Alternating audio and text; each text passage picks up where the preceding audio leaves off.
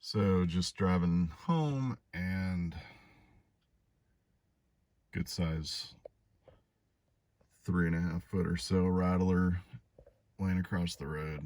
So I'm gonna go deal with it.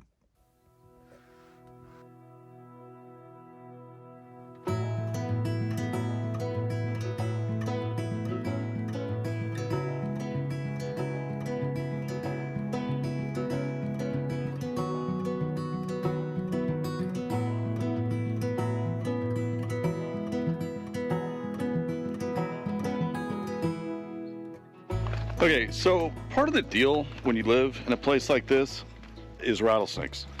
And every season we probably get anywhere from 3 to half a dozen or more.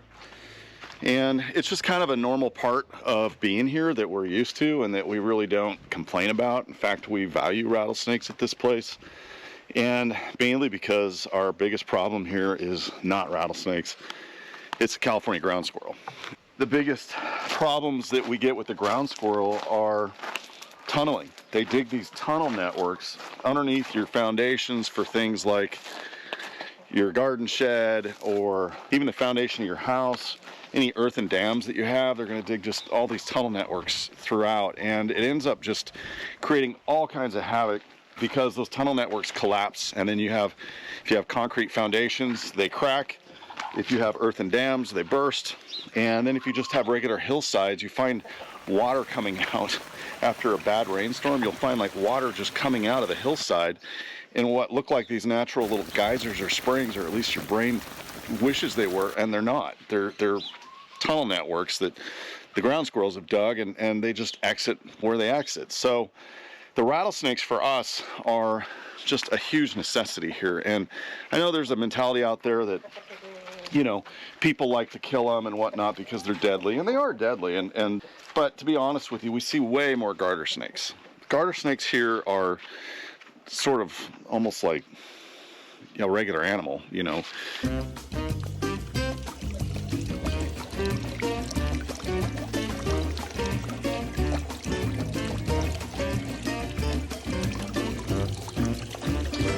Got it. Look at that. Absolutely gorgeous. But it can't be in the pond because I don't want it to eat all of our goldfish. It's all flared out and pissed off. We only get maybe at the most a half a dozen or so rattlesnakes a year. So our mentality with the rattlesnakes is just not to kill them. And what I would rather do just about any day with a rattlesnake is relocate it.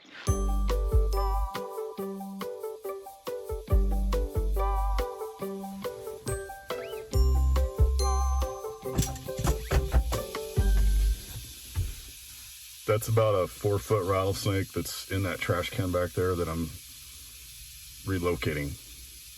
It just makes it easier on everything for me to do that, because when I kill a rattlesnake, I know that I'm essentially keeping about 200 ground squirrels, and I don't need those 200 ground squirrels here. I got enough ground squirrels as it is. So for us, the rattlesnakes are an asset. We keep them. We just relocate them. We get them out farther from the house. And the ecosystem works. You know, it's a revolving cycle of life here, and everything has its place. And unless we're going to eat it, it stays alive. So, anyways, that's the mentality, and that's what works for us. And so, what I want to do with this episode is just show you the two bigger rattlesnakes that we got this year. Last year we had a bunch of babies. This year we had a couple of big ones. One was actually just inside the garden shed, conveniently located right underneath my snake stick. Couldn't have gotten any easier on that one, although the cat just about died. Not this cat, but another cat that we have who, probably the subject of another episode, he got in a fight with a bobcat and lost an eyeball. That was on the front porch before we got here. Or as the story goes. So he's got one eyeball and he can't hear, and this big rattlesnake, when I say big, it was probably, I don't know, almost 4 feet, that was in the garden shed. He was about ready to pounce on it. You know how cats are when they see something that looks interesting. They start to shake, and next thing you know, they're going to jump, and he had his tail straight out. So I just ran up behind him. He was about a foot away from the snake that was coiled up, and grabbed him by the tail and yanked. He didn't like it very much. He was hissing pretty loud through the air. Landed about, I don't know, 8 feet or so behind me. He was fine, no worse for the wear, didn't appreciate it, but I figure I saved his life.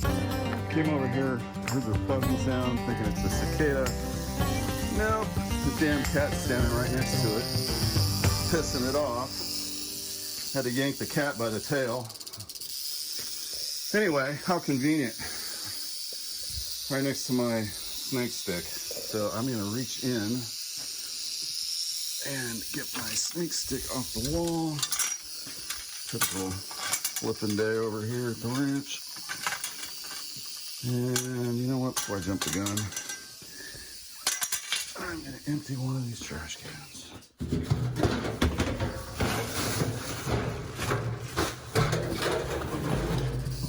Stupid cat.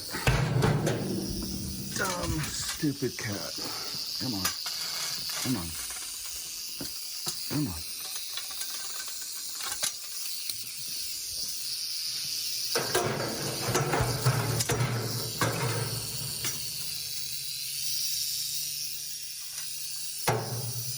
All that venom. You can see it. Yeah. Happy 4th of July. The other rattlesnake that we found here was actually on the way in. Let's see how it reacts to it. This is called Rattler coma. Let's see if I just can't move it out of the way just a little bit. It's gonna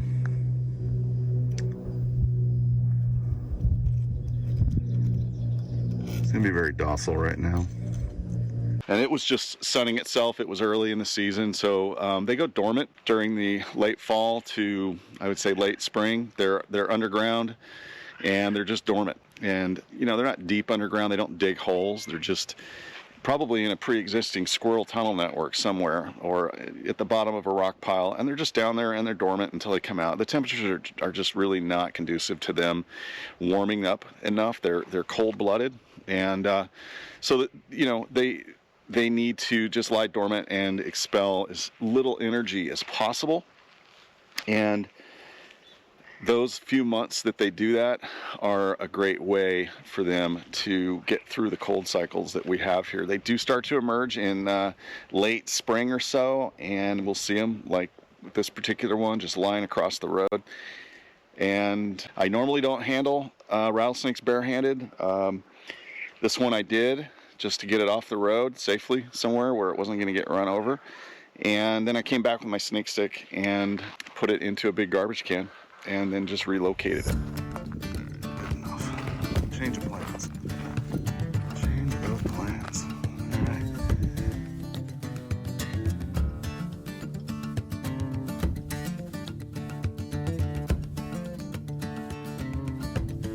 I wish I had somewhere to put this snake right now so I could safely relocate it, but I don't.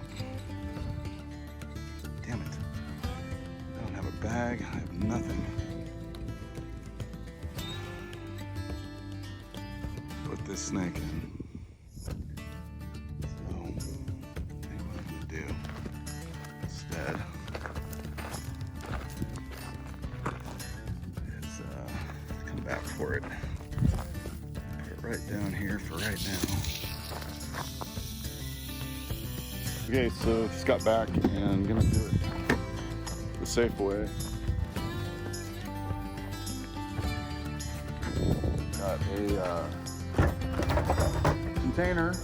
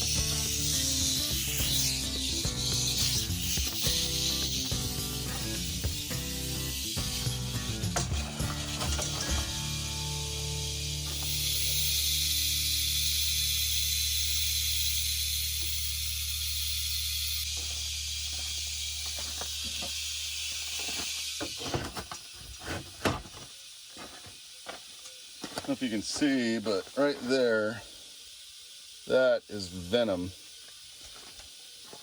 Venom on the front of the snake tongues.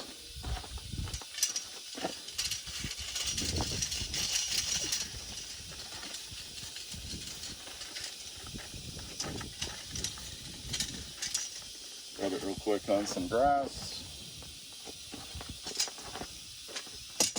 And this snake now is going to get relocated.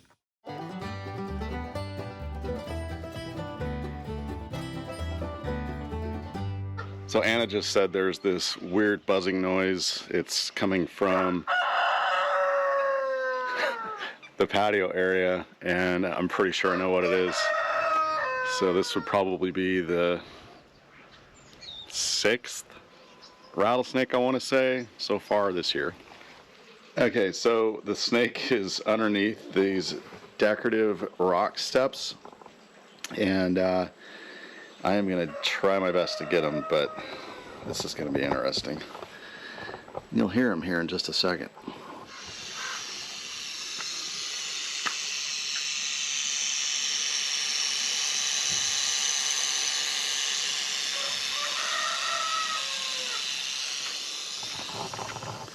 Okay, so what I'm gonna do is just pull those rocks away, and then I'll be able to get in there with my snake stick and pull them out, hopefully.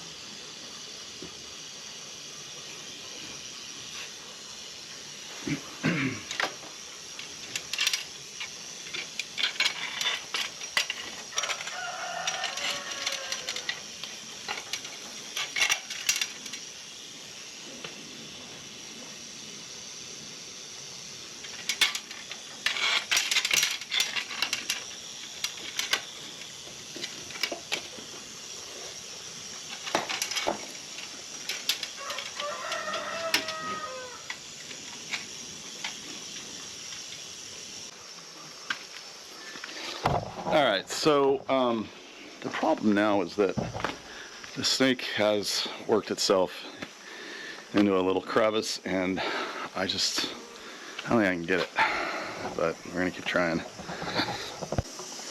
You gotta take this whole thing apart. Can't be having a rattlesnake out here. The last thing I want to do is crawl back in here. My ability to get away, if it comes my way, is not going to be that good. I think this really might just strike the camera.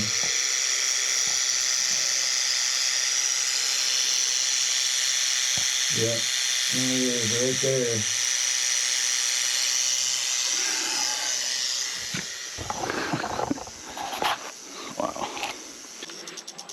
So I've managed to get the boulder pulled back a little bit, and I'm gonna just take the GoPro and get a shot. I'm gonna get rough at the same time with the camera.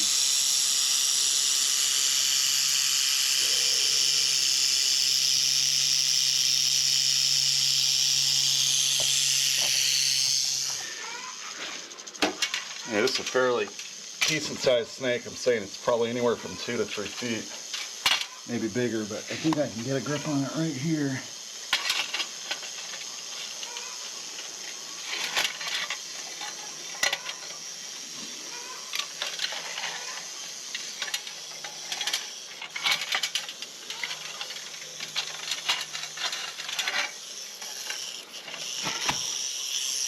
Yep, here we go. That's it. Right there. A 2-foot rattler.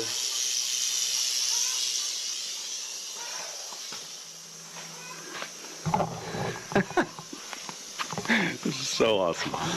Check this out.